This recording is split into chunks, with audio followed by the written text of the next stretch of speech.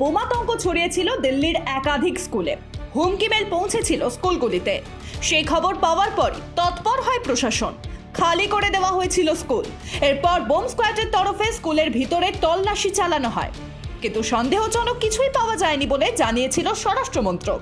তবে সেদিন কোনো কিছু পাওয়া না গেলেও হাত গুটিয়ে বসে থাকতে নারাজ পুলিশ ও ন্যাশনাল সিকিউরিটি গার্ডস বা এনএসজি।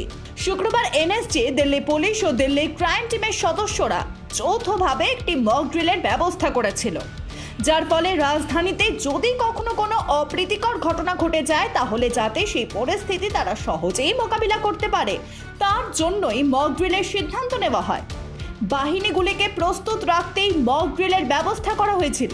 মক ড্রিল চালানো হয় বিভিন্ন স্কুল, কাশ্মীরি গেট, নয়া সংসদ ভবন, বিভিন্ন মেট্রো স্টেশন, মন্দির ও একাধিক সরকারি অফিসে। মক ড্রিলের অংশ হিসেবে এমএসজি কমান্ডের M17 হেলিকপ্টার থেকে নামানো হয় নয়া সংসদ ভবনের ছাদে। মক ড্রিল চালানোর জন্য বিভিন্ন এলাকা বেছে নেওয়া হয়েছিল, তার মধ্যে ছিল একাধিক জনবহুল এলাকাও। সব শেষে শুক্রবার রাতের দিকে ইন্দিরা গান্ধী আন্তর্জাতিক বিমানবন্দরে মক ড্রিল চালানো হয়। তবে মক ড্রিল দেখে যাতে কেউ আতঙ্কিত হয়ে না পড়েন তার জন্যই প্রশাসনের তরফে আগে থেকেই যাত্রীদের সতর্ক করা হয়েছিল।